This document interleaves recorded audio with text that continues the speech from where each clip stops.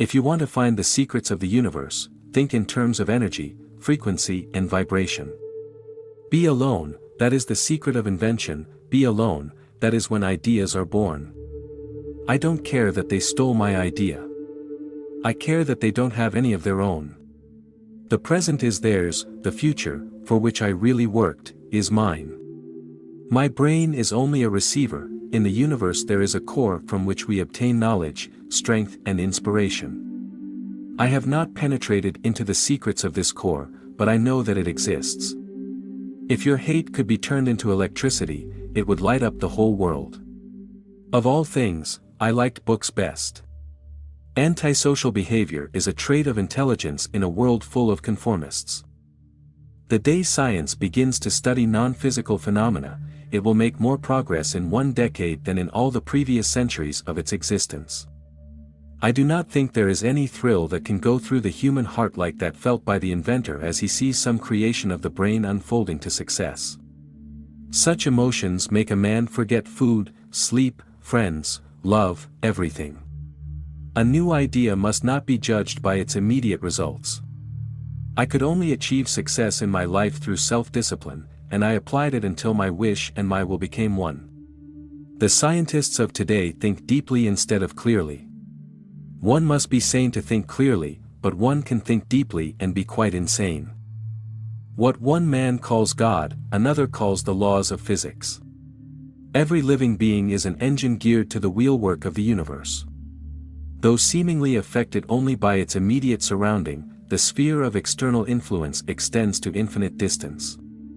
All that was great in the past was ridiculed, condemned, combated, suppressed, only to emerge all the more powerfully, all the more triumphantly from the struggle. Our entire biological system, the brain, and the earth itself, work on the same frequencies.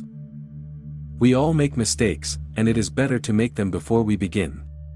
Electric power is everywhere present in unlimited quantities and can drive the world's machinery without the need of coal, oil, gas, or any other of the common fuels. I am even grateful to Einstein and others because through their erroneous theories they lead mankind away from that dangerous path I followed. If you only knew the magnificence of the 3, 6, and 9, then you would have the key to the universe. My brain is only a receiver, in the universe. No free energy device will ever be allowed to reach the market. Inventors don't have time for married life. Throughout the infinite, the forces are in a perfect balance. And hence the energy of a single thought may determine the motion of a universe. The idea came like a flash of lightning and in an instant the truth was revealed. It's not the love you make. It's the love you give. Let the future tell the truth, and evaluate each one according to his work and accomplishments. The present is theirs, the future, for which I have really worked, is mine. I am trying to awake the energy contained in the air.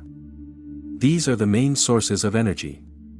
What is considered as empty space is just a manifestation of matter that is not awakened. I have always been ahead of my time. Our virtues and our failings are inseparable, like force and matter. When they separate, man is no more. Today's scientists have substituted mathematics for experiments, and they wander off through equation after equation, and eventually build a structure which has no relation to reality. Love, I recognize the emotion for what it is, an irrational self-destructive impulse, which is disguised as joy. When wireless is fully applied, the earth will be converted into a huge brain, capable of response in every one of its parts. Great moments are born great opportunity. The Buddhist expresses it in one way, the Christian in another, but both say the same, we are all one. You may live to see man-made horrors beyond your comprehension. Peace can only come as a natural consequence of universal enlightenment. Each day we go to our work in the hope of discovering. Perhaps I failed, but I did my best, these masters of mine may do the rest.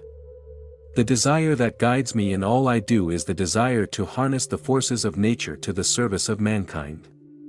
The opinion of the world does not affect me. I have placed as the real values in my life what follows when I am dead. Everyone should consider his body as a priceless gift from one whom he loves above all. A marvelous work of art, of indescribable beauty, and mystery beyond human conception, and so delicate that a word, a breath, a look, nay, a thought may injure it. There is no energy in matter other than that received from the environment. I do not think you can name many great inventions that have been made by married men. My belief is firm in a law of compensation. The true rewards are ever in proportion to the labor and sacrifices made. Originality thrives in seclusion free of outside influences. In a crystal we have clear evidence of the existence of a formative life principle, and though we cannot understand the life of a crystal, it is nonetheless a living being. Though free to think and act, we are held together, like the stars in the firmament, with ties inseparable. These ties cannot be seen, but we can feel them. But instinct is something which transcends knowledge. We have, undoubtedly, certain finer fibers that enable us to perceive truths when logical deduction, or any other willful effort of the brain, is futile. Of all the frictional resistances, the one that most retards human movement is ignorance. Invention is the most important product of man's creative brain. The ultimate purpose is the complete mastery of mind over the material world, the harnessing of human nature to human needs. Man, like the universe, is a machine. Nothing enters our minds or determines our actions which is not directly or indirectly a response to stimuli beating upon our sense organs from without. Of all things I liked books best. My father had a large library, and whenever I could manage I tried to satisfy my passion for reading. There is no subject more captivating, more worthy of study, than nature. To understand this great mechanism, to discover the forces which are active, and the laws which govern them, is the highest aim of the intellect of man. In the 21st century, the robot will take the place which slave labor occupied in ancient civilization. All matter comes from a primary substance, the luminiferous ether. The beauty and the scent of roses can be used as a medicine and the sun rays as a food. I cannot exaggerate the effect of this marvelous sight on my childish imagination. Day after day I asked myself what is electricity and found no answer. 80 years have gone by since and I still ask the same question, unable to answer it. Crystals are living beings at the beginning of creation. The motors I build there were exactly as I imagined them. I made no attempt to improve the design, but merely reproduced the pictures as they appeared to my vision, and the operation was always as I expected. To know each other we must reach beyond the sphere of our sense perceptions. Within a few years a simple and inexpensive device, readily carried about, will enable one to receive on land or see the principal news, to hear a speech, a lecture, a song or play of a musical instrument, conveyed from any other region of the globe. Money does not represent such a value as men have placed upon it. All my money has been invested into experiments with which I have made new discoveries enabling mankind to have a little easier life. We crave for new sensations but soon become indifferent to them. The wonders of yesterday are today common occurrences. My mother understood human nature better and never chided. She knew that a man cannot be saved from his own foolishness or vice by someone else's efforts or protests, but only by the use of his own will. Nature may reach the same result in many ways. Even matter called inorganic, believed to be dead, responds to irritants and gives unmistakable evidence of a living principle within. Everything that exists, organic or inorganic, animated or inert, is susceptible to stimulus from the outside. The last 29 days of the month are the toughest. The progressive development of man is vitally dependent on invention. My mother had taught me to seek all truth in the Bible. To create and to annihilate material substance, cause it to aggregate in forms according to his desire, would be the supreme manifestation of the power of man's mind, his most complete triumph over the physical world. My wireless transmitter does not use Hertzian waves, which are a grievous myth, but sound waves in the ether, when natural inclination develops into a passionate desire. One advances towards his goal in 7-league boots. It is a simple feat of scientific electrical engineering, only expensive, blind, faint-hearted, doubting world. Is nature a giant cat? If so, who strokes its back? Every effort under compulsion demands a sacrifice of energy. I never paid such a price. It is a mere question of time when men will succeed in attaching their machinery to the very wheelwork of nature. So we find that the three possible solutions of the great problem of increasing human energy are answered by the three words: food, peace, work. The entire earth will be converted into a huge brain. It seems that I have always been ahead of my time. I had to wait 19 years before Niagara was harnessed by my system, 15 years before the basic inventions for wireless which I gave to the world in 1893 were applied universally. So astounding are the facts in this connection, that it would seem as though the Creator, himself had electrically designed this planet, we build but to tear down. Most of our work and resource is squandered. Our onward march is marked by devastation. Everywhere there is an appalling loss of time, effort and life. A cheerless view, but true. The spread of civilization may be likened to a fire. First, a feeble spark, next a flickering flame, then a mighty blaze, ever increasing in speed and power.